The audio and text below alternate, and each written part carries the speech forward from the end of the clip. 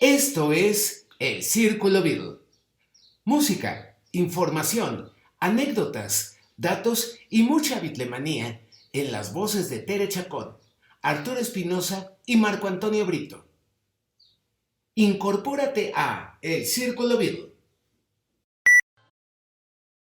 Esta emisión está dedicada a nuestros colaboradores y amigos de SBC Radio y elcirculobeatle.com.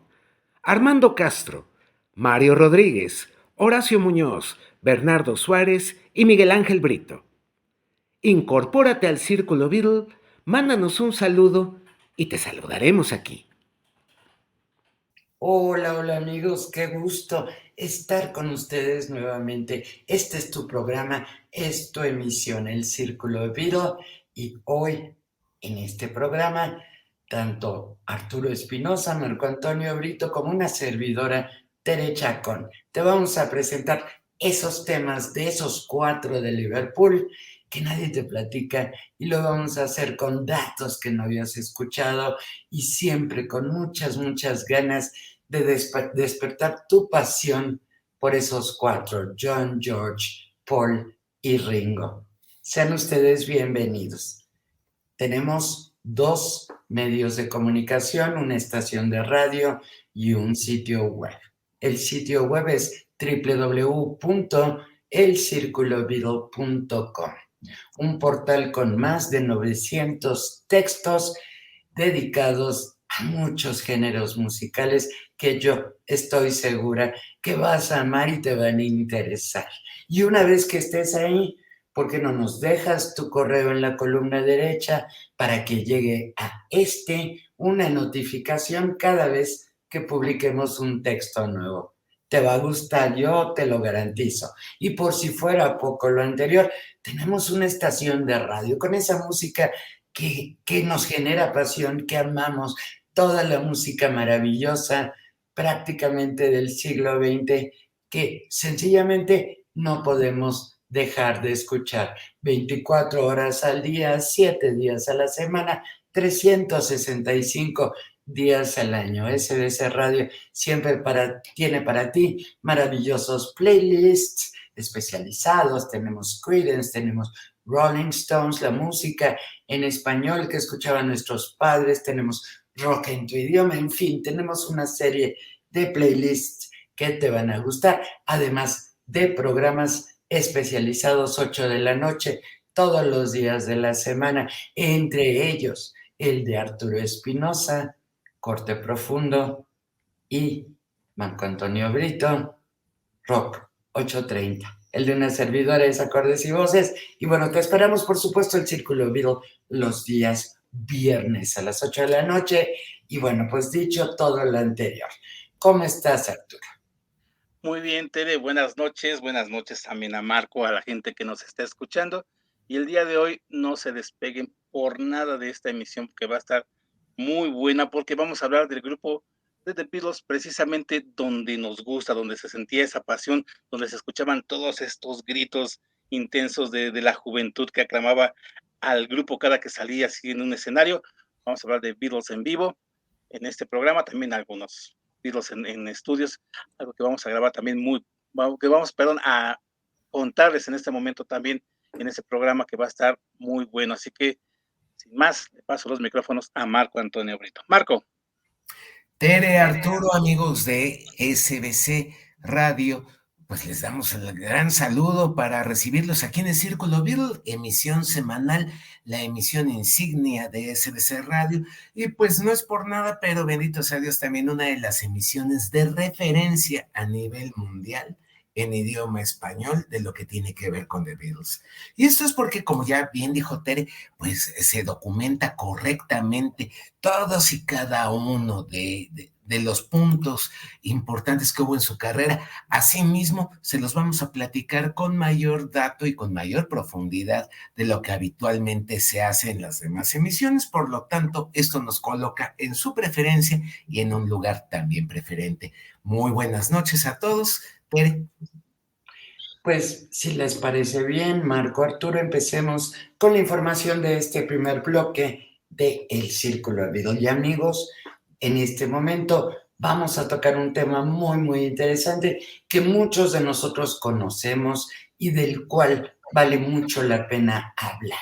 El concierto de The Beatles en el Shea Stadium de la ciudad de Nueva York, que se llevó a cabo el día 15 de agosto de 1965. El estadio de los Mets, que tenía una gran capacidad, pero que para el concierto de The Beatles, que fue producido por el señor Sid Bernstein, tuvo una audiencia de 55,000 espectadores, en su mayoría mujeres, no necesariamente todos, pero eso sí, todos ellos ansiosos por ver a The Beatles, gritando, emocionados, disfrutando. Espero yo que hayan tenido en algún momento la oportunidad de buscar en YouTube clips o videos de este concierto en particular.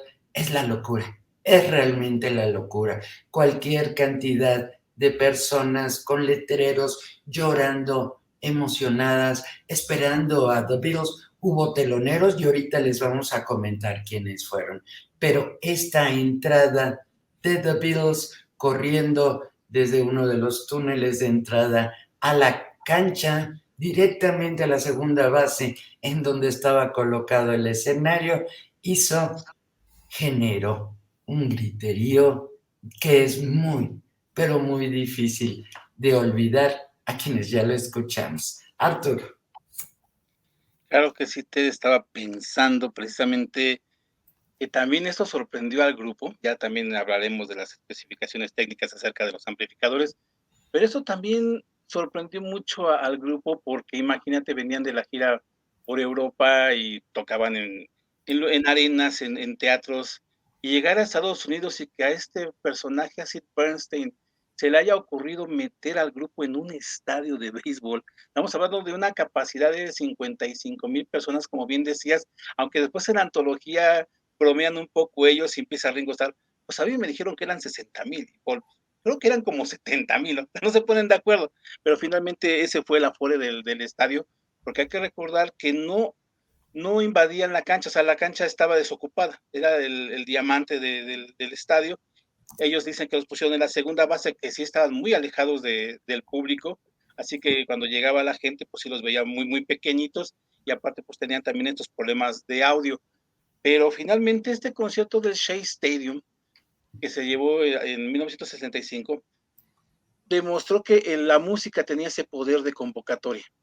Ellos, ya con todo este suceso de la Beatlemanía, eran capaces de llenar estadios y hay que decirlo, en toda la gira de 1965 y todavía de 1966 fueron estadios. Ya el grupo ya no regresó fácilmente a tocar a teatros ni a lugares así muy pequeños, ya eran lugares enormes en el cual pues obviamente tenían que cambiar todo su equipo porque ya la música estaba cambiando, ya el grupo estaba cambiando y sobre todo esta modalidad de los conciertos abiertos, en lugares abiertos, en lugares con muchísima gente, dio paso a tecnologías que tenían que crear para que los grupos sonaran mejor y The Beatles fue pionero. Marco.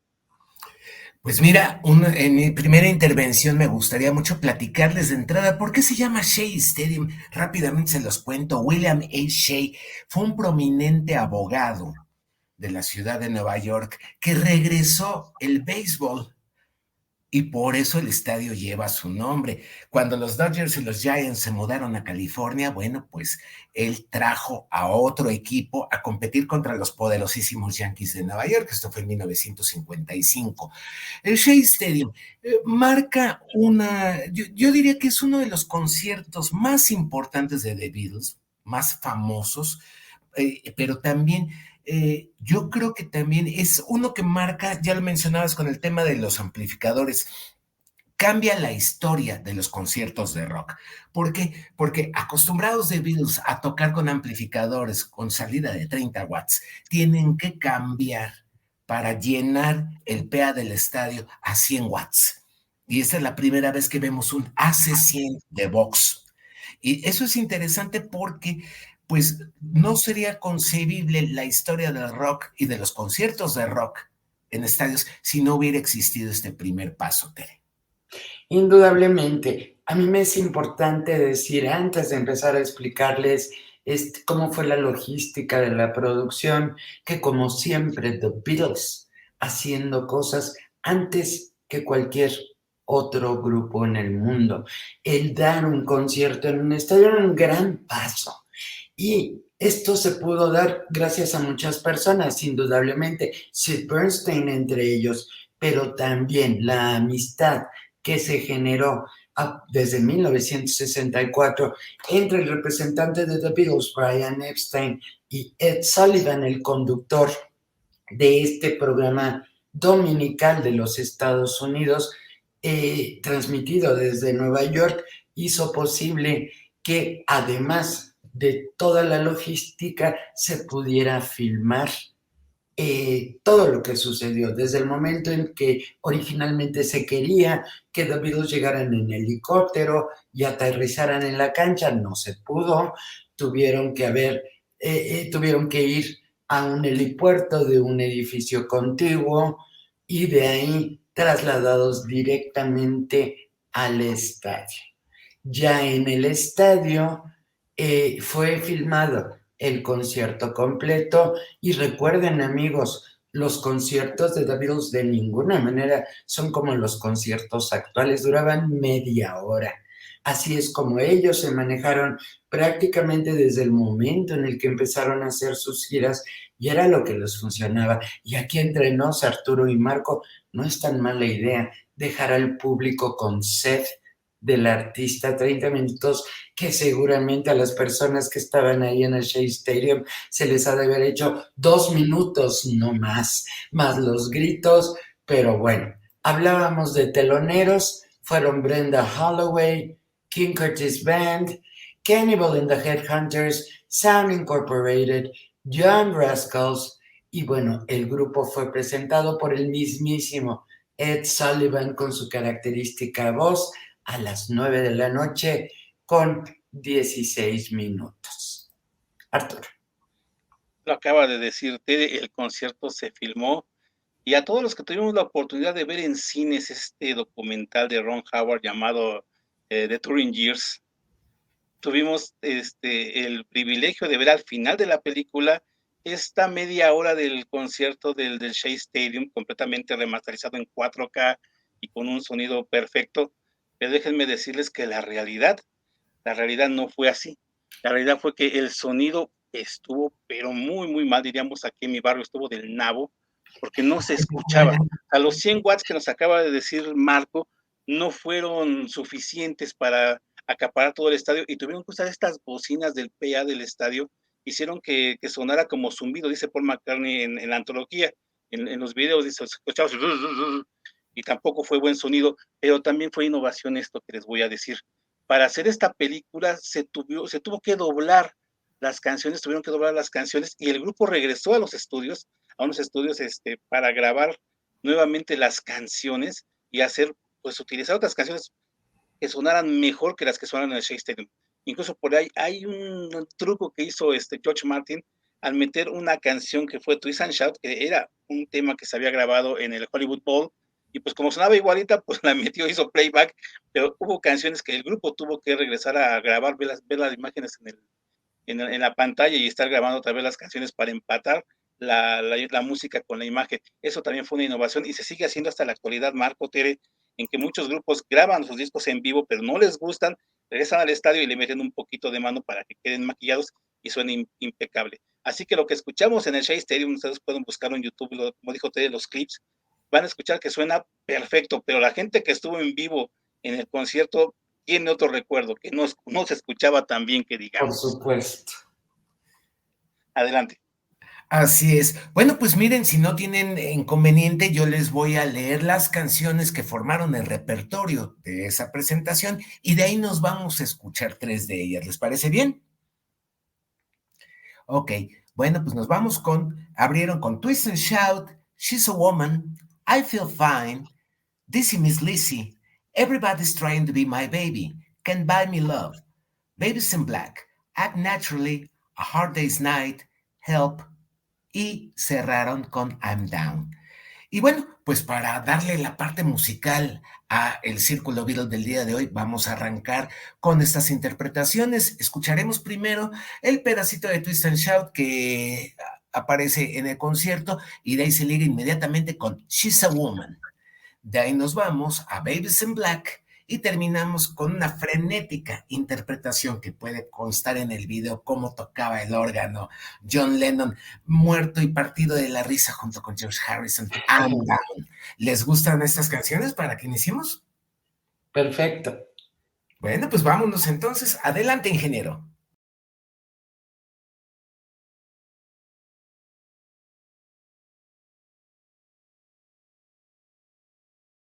Y estamos de regreso aquí en el Círculo Beatle, escuchando estas canciones del Shea Stadium.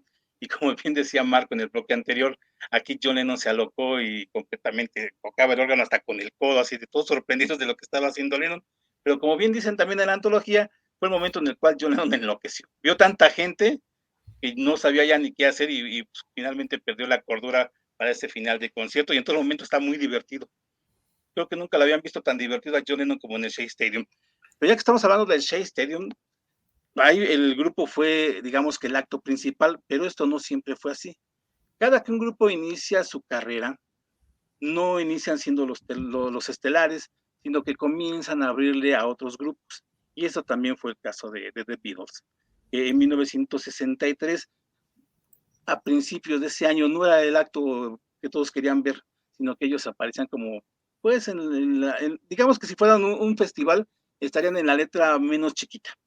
Así en el cartel estaría, por ejemplo, que les gusta Helen Shapiro y otros artistas y hasta bajito, The Beatles, porque finalmente así es como sucede en el mundo de la música. No siempre llegan y, aunque ya tenían el disco de Please Please Me, ya tenían los sencillos que se estaban vendiendo, obviamente tenían que promoverlos, pero no eran el acto principal. Y esto vamos a platicar aquí en este bloque. Adelante, muchachos. Gracias, Arturo. Pues mira, la realidad es que yo he conocido mucha gente que piensa justo lo que estás diciendo, Arturo. O sea, un día The Beatles se despertaron y ya eran famosos a nivel global y nada más alejado de la realidad. The Beatles, y yo los invito a que busquen en www.elcirculobeatle.com una columna que se llama Las giras de The Beatles. Ustedes pueden verlo. Como cualquier otro grupo, ellos empezaron desde abajo y si ven el listado, sobre todo de conciertos, sobre todo desde 62 hasta 65, pues era prácticamente 3/4 partes del año, si no es que más. Un programa de presentaciones en vivo, primero, claro, a nivel local, después a nivel mundial, pero a nivel continental y después a nivel mundial, pero siempre extenuante. El camino labrado por estos 4 tuvo un gran resultado, un resultado muy merecido, pero de ninguna manera empezaron a lo grande. Y bueno, pues la realidad es que se presentaban gracias a que acababan de firmar unos meses antes, un par de meses antes, en diciembre de 1962, con Brian Epstein, el contrato de representación. Y esto fue uno de los primeros resultados, la gira con Helen Shapiro, en donde ellos intervinieron junto con muchos grupos, Red Price Band, The Honeys, Dave Allen, The Beatles, enseguida después Dave Allen y después Danny Williams, artistas que realmente no nos suenan conocidos. Y esto era la primera parte del espectáculo. Después venía un intermedio, venían otros tantos grupos y finalmente salía la bella Helen Shapiro al escenario. Fue una gran manera de empezar picando piedra, conociendo colegas de todo Inglaterra que se dedicaban realmente a lo mismo y claro, al ser tantos, pues no podían más que interpretar 4 canciones seguidas, saliendo Beatles, 4 rolas, se iban y venía el siguiente artista. Y en este caso, en esta gira que se llevó a cabo en febrero de 1963 y hasta marzo de ese mismo año, The Beatles solo cantaban 4 canciones: Chains, Keep Your Hands Off My Baby, A Taste of Honey y Please, Please Me. Marco. Así es, prepararon también otro par de canciones por si llegaba el público a alborotarse y a pedirles más. También prepararon Beautiful Dreamer y también prepararon Love Me Do. A mí me gustaría hablar, me encanta este tema siempre, qué instrumentos, qué amplificación usaron. Y se las voy a comentar. John Lennon con su guitarra Rickenbacker 325 de 1958 y también con su guitarra electroacústica Gibson J160E, que era un respaldo. Su amplificador era un Vox AC30. Paul McCartney tenía su bajo violín de cuerpo hueco, Hofner, el 500 diagonal 1, del que tanto hemos hablado, un amplificador quad de la serie 2, número 22, el modelo, y la famosa bocina del ataúd, la bocina Coffin, que construyó Adrian Barber en 1962. George Harrison tocó su dúo Jet, que le costó tremendos sacrificios, pero ya por fin la tenía, la utilizó para las grabaciones y también para esta gira, con la guitarra gemela a la de John Lennon, Gibson J160E y también su amplificador Vox AC30. El Ringo Starr ahí usaba una batería Premier de caoba. Todavía no llegaba a la famosa Black Pearl, pero su bombo era de 20 pulgadas, su tom de rack, o sea, el tom de lo que sería el tom de aire, serían 12 pulgadas por 8, el tom de piso de 16 por 16 pulgadas y una tarola Premier Royal Ace de 14 por 4.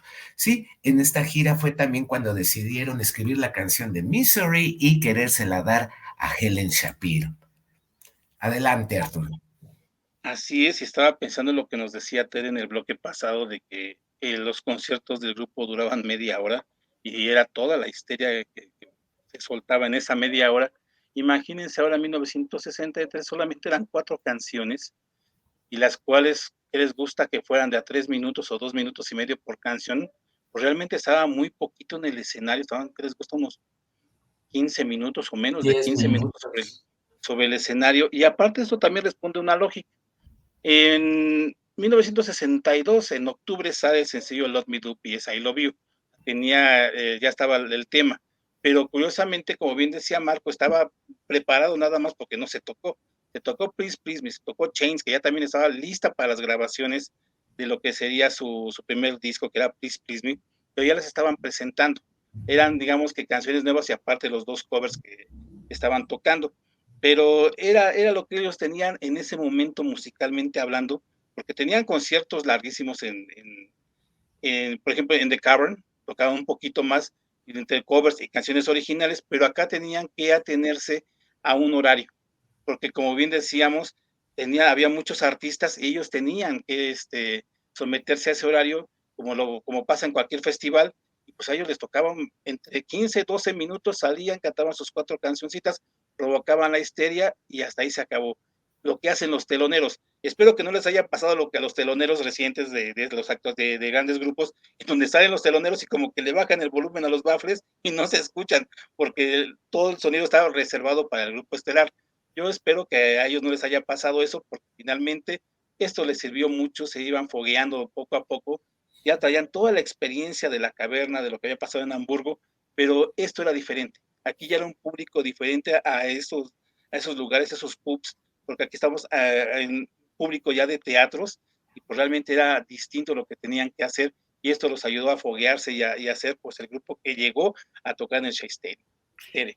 Indudablemente, Arturo, y esto que dices, tienes la boca llena de razón, indudablemente, porque sí, ellos podían tocar hasta 8 horas consecutivas, lo que habían hecho en los bares en Hamburgo, en donde habían tocado, en donde se habían curtido como grupo, tenían esa capacidad, pero la realidad es que la expectativa era totalmente diferente. ¿Hasta dónde vas a llegar en tu carrera si tocas en un bar en Hamburgo, comparado a ser telonero de una cantante reconocida en tu país, junto con muchos otros si tú quieres, pero ya te permite dar más exposición al nombre de tu banda, a ti como artista y claro, da pie para que a futuro otros promotores o otras personas que te hayan visto en esas presentaciones te contraten. Así es como funcionan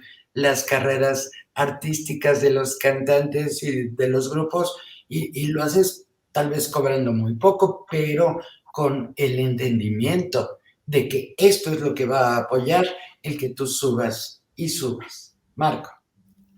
Así es, y es importante ver históricamente, situar en el contexto histórico cuándo sucedió esto. Mencionabas anteriormente de que la primera parte duró del 2 al 10 de febrero de 1963.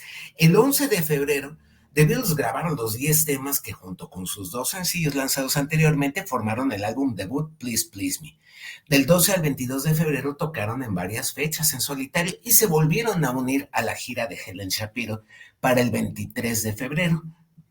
Esta segunda parte duró del 23 de febrero al 3 de marzo. Tere. Así es. Y bueno, pues, ¿qué les parece, amigos, que escuchamos canciones que The Beatles tocaron en ese momento? Marco, ¿quieres presentarlas? Con todo gusto, vamos a arrancar escuchando Keep Your Hands Off My Baby, otra canción que era de Girl Groups. En este caso, era una favorita personal de John Lennon y de George Harrison. Vamos a escucharla en primer lugar, después A Taste of Honey, que era parte indeleble de su repertorio, y Please Please Me. Vamos a escuchar esas versiones, cómo sonaban a principios de 1963. Si el ingeniero las tiene listas, pues con muchísimo gusto, y en lo que las tiene listas les pedimos, regálenos comentarios, qué temas quieren saber, qué les gustaría escuchar, si es una serie de canciones en particular, e investigar, por ejemplo, nosotros de todas y cada una de ellas, lo haremos con mucho gusto. Ya está listo el ingeniero, vámonos con las rolas.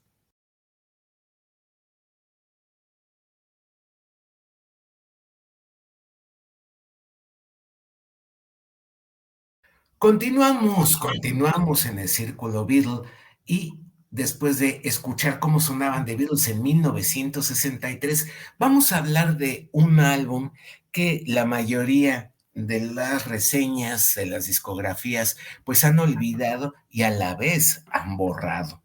Eso se lo vamos a platicar a nuestros amigos, porque vamos a hablar de ese famoso álbum, A Collection of Beatles Oldies, cuya grabación fue del año 1963 a 1966. Nuestros amigos que no conozcan este álbum van a decir, ¿y por qué se tardó tanto? Porque fue el primer álbum recopilatorio de éxitos de The Beatles. Se publicó el 9 de diciembre de 1966 en Inglaterra con el catálogo Parlophone PMC 7016 en mono y 7016 en estéreo. Curiosamente, este disco no tuvo publicación norteamericana, y ya les platicaremos un poquito más adelante. La publicación en México fue en septiembre de 1967 bajo el sello Capitol LEM 96 en mono, y también SLEM 096 para su versión estéreo. Tere, platícanos algo acerca de este disco.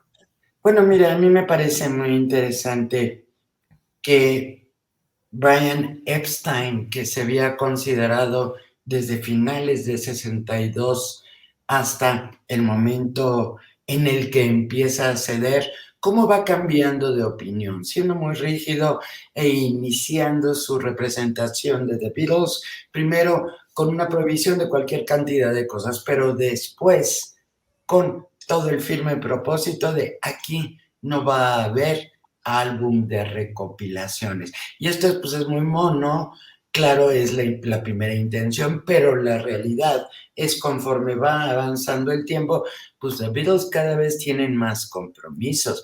The Beatles cada vez les es menos factible entregar 2 productos por año como se había iniciado. Entonces, ¿cuál es aquello en lo cual Brian Epstein tiene que ceder? En esto. Tiene que haber una recopilación, por lo menos para mantener las ventas, porque esto es parte inherente de un grupo musical. Un grupo musical, un cantante, mujer, hombre, esto es un negocio normalmente. Y aunque los artistas en sí En lo que se deben de preocupar es en generar música de alta calidad. También debe de haber personas del otro lado, como los representantes, que digan, sí, pero necesitamos mantener los ingresos que has generado, porque si no sacamos algo, aunque sea algo que ya sacaste en el pasado, tus ventas van a empezar a caer.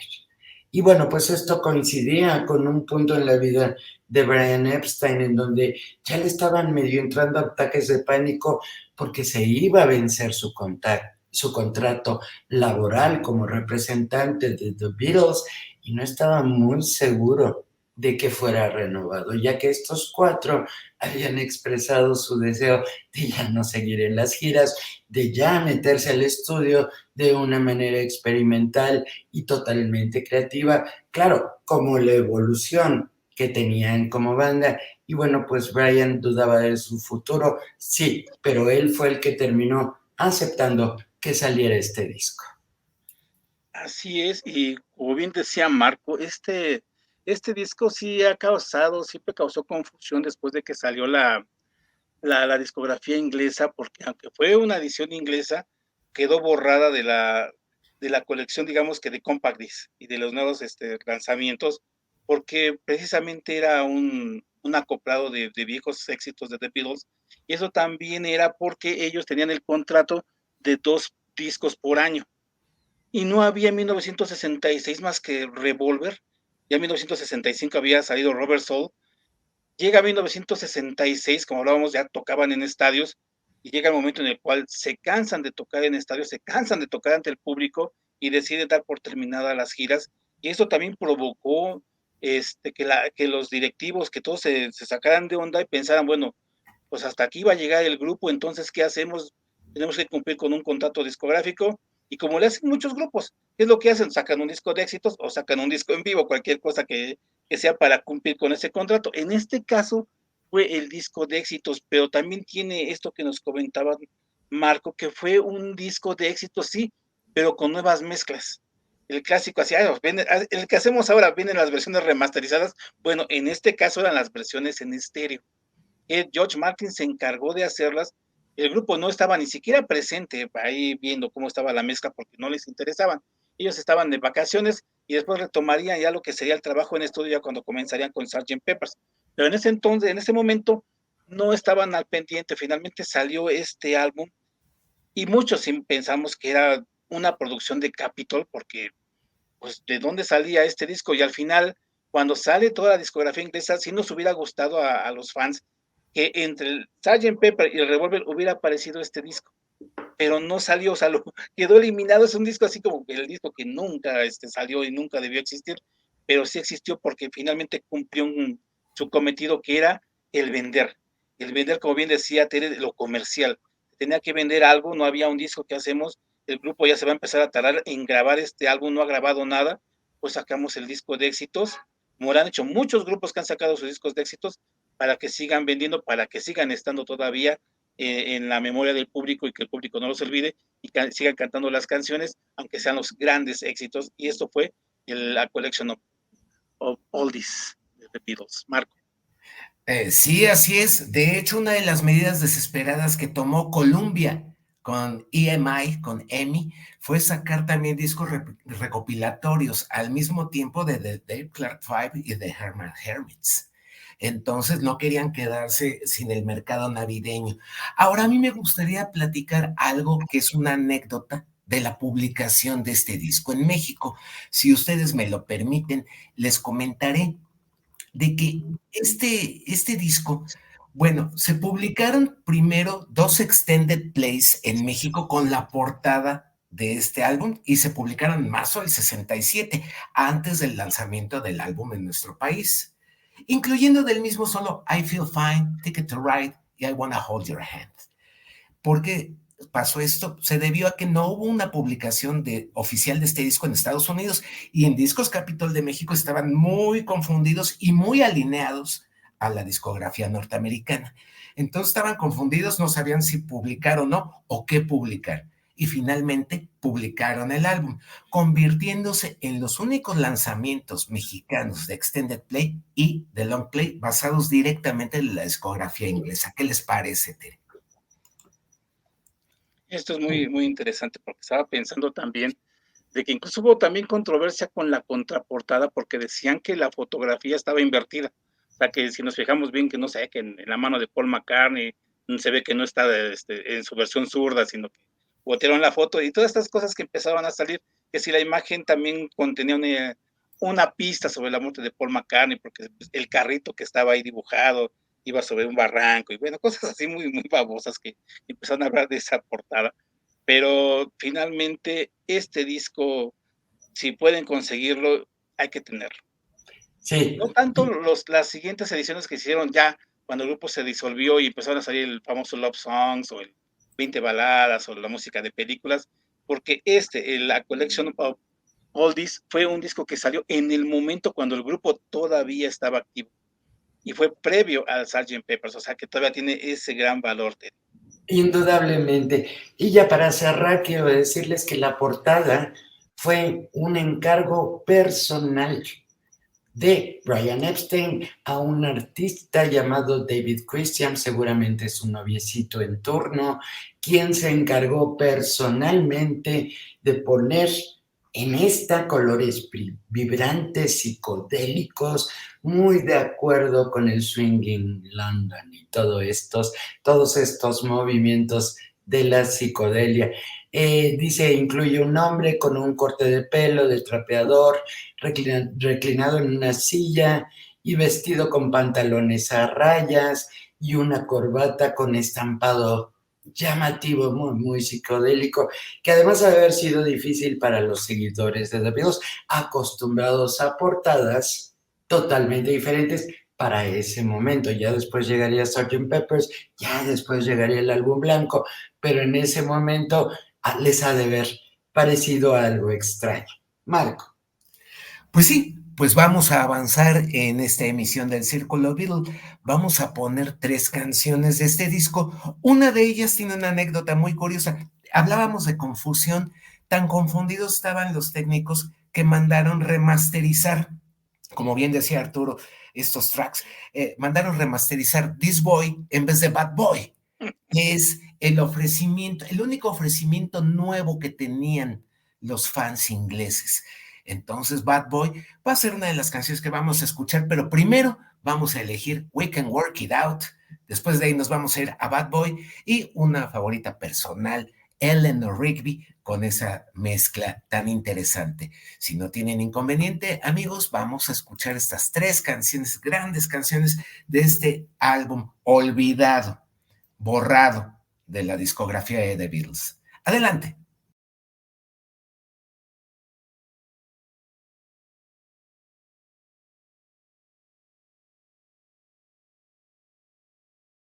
Y amigos, iniciamos el último bloque de esta, tu emisión, tu programa, El Círculo Beatle. Y no nos queremos ir. Por nosotros nos quedaríamos 25 horas seguidas platicando con ustedes de este apasionante tema, que son John Lennon, Paul McCartney, George Harrison y Ringo Starr.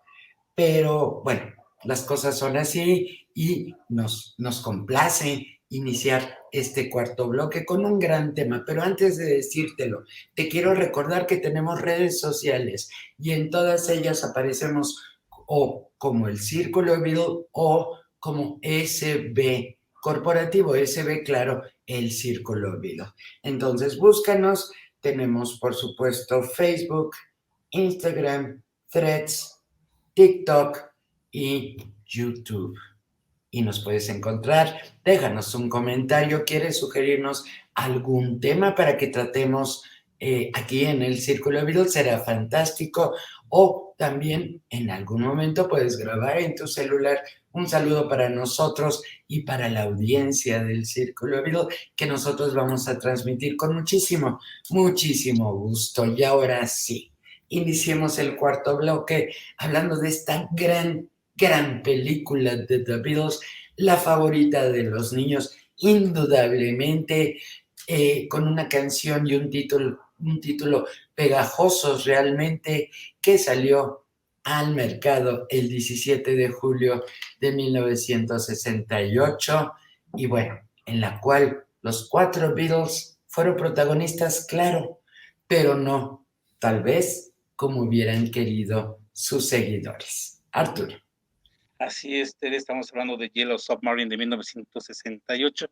Esta película en la cual tenían que todavía cumplir contrato con United Artists, pero estamos hablando de 1968, ya el momento en el que estaban grabando el álbum blanco, ya estaban, pues prácticamente ellos separándose, ya estaban en sus propias ondas y todavía tenían que cumplir con un contrato, así que la idea fue dibujos animados. ¿Y por qué no una historia sencilla, una historia en la cual el protagonista una vez más fuera Ringo Starr, pero ahora en su versión animada, en la cual es perseguido por un submarino? Resulta que había una tierra llamada Pepperland, que la invadieron unos Blue Meanings, que eran los marines azules, invaden esta tierra, después tiene que ir a buscar este capitán a alguien que los ayude, se encuentran con Ringo Starr y bueno, y de ahí va reclutando a los demás integrantes del grupo para ir a salvar Pepperland. La historia es muy sencilla. Yo recuerdo que cuando la vi en el cine, me tocó ver en el cine una reposición, estamos hablando de allá de 1986, más o menos, entré a estos cines que los llamamos cines Piojo, donde pasaban 2 funciones en estas películas por un boleto. Entré, la vi y salí contento, pero en lo personal algo así como que me sacó de onda la animación.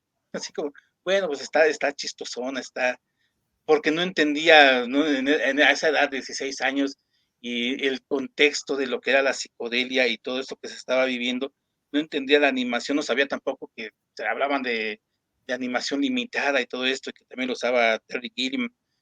Y sí, a mí sí me sorprendió mucho la película y creo que el momento que más disfruté fue cuando ellos salen al final cantando la canción esa de Come Together, perdón, All Together Now, y hasta Ringo saca el hoyo, ¿no? Así, ay, aquí tengo el hoyo que tengo. Y bueno, esa parte sí me emocionó, pero la película es una gran película, pero en ese momento creo que mi juventud y no me permitía ver realmente lo que estaba viendo, porque no entendía ese momento de la psicodelia, esa manufactura de los dibujos animados que también tenía.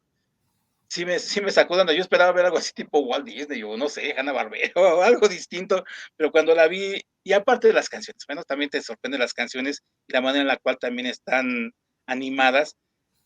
Esa parte sí la disfrutaba porque me sabía las canciones, eran ya canciones que ni siquiera habían grabado canciones nuevas, eran canciones que ya tenían. Escuchábamos All You Need Is Love, escuchábamos a Sgt. Pepper, Who's in the Sky with Diamonds, la misma Yellow Submarine.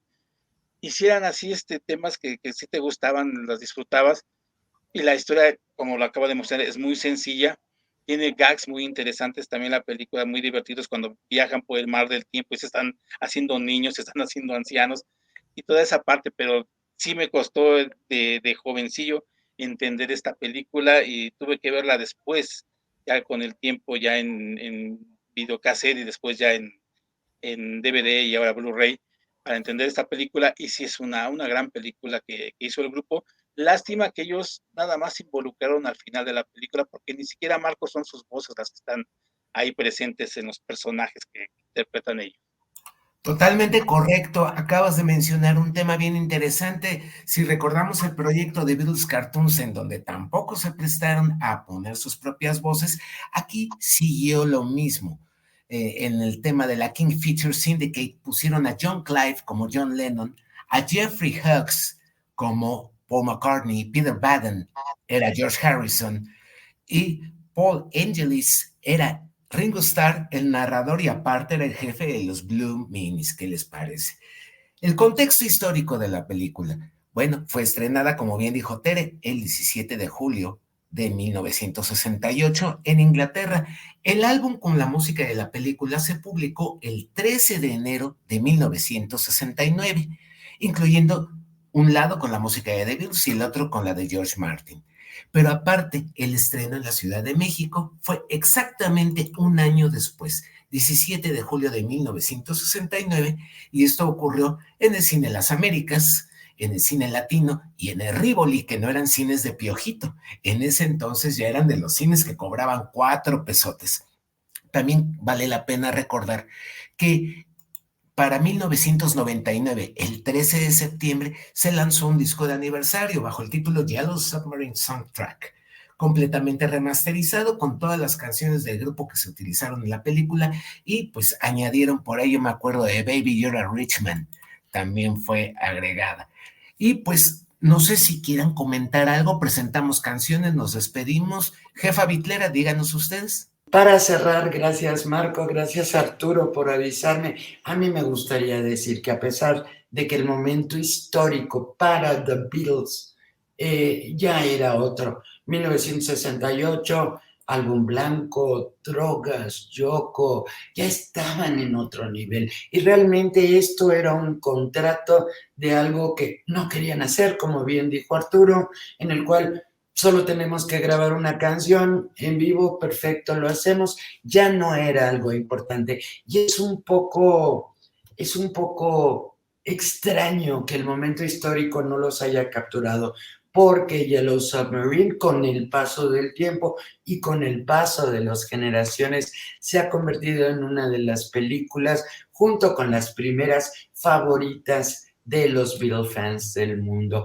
Indudablemente que además hace que Ringo siempre se ha querido por los seguidores de Lennon, de Harrison, de McCartney y asociado a niños. Y esto es muy interesante. Y ahora sí, Marco, si quieres, Arturo va a querer hablar. No, Arturo, adelante. no, gracias. Nada más para mencionar esto que decías, se ha vuelto en un clásico ya esta película, pero también el artefacto, el submarino, también ya es un ícono. Tú ves la imagen del submarino amarillo, que fue creado precisamente por este personaje, este animador llamado, aquí tengo el nombre, ¿no? Se me olvida, Heinz Edelman, este personaje fue el que creó el submarino amarillo y hasta encontramos juguetes del submarino amarillo, precisamente creado por este artista, y eso también le da un plus, el crear este ícono, que también lo asociamos obviamente al grupo de The Beatles, y esto es lo interesante también de la película. Adelante, Marco. Bueno, pues yo voy a presentar las canciones y aprovecho también para despedirme porque ya va siendo tiempo de irse. Las canciones que vamos a escuchar en este bloque van a ser Hey Bulldog, una gran favorita de esa época de The Beatles. También vamos a escuchar uno de los tracks que preparó George Martin, que se llama Pepperland y que forma parte también del disco. Y una canción que se programa muy poco y yo no entiendo el por qué, la verdad, porque es una gran canción. De la inspiración de George Harrison vamos a escuchar It's All Too Much. Bueno, pues nos vemos en el siguiente Círculo Beatle. Yo aprovecho para despedirme agradeciéndole su preferencia. Así es, Marco, muchísimas gracias. Gracias por comentarnos las canciones que vamos a escuchar. Y It's All Too Much es una mega rolota, señores. Disfrútenla. Arturo, muchas gracias. Gracias, Tere, gracias, Marco, gracias a la gente que nos escuchó y las que nos va a escuchar en la repetición. Gracias por haber estado aquí en el Círculo Beatle y nos escuchamos la próxima semana. Quédense con la programación de SBS Radio. Muchas gracias, Tere. Así es. Yo soy Tere Chacón y esto fue El Círculo Beatle.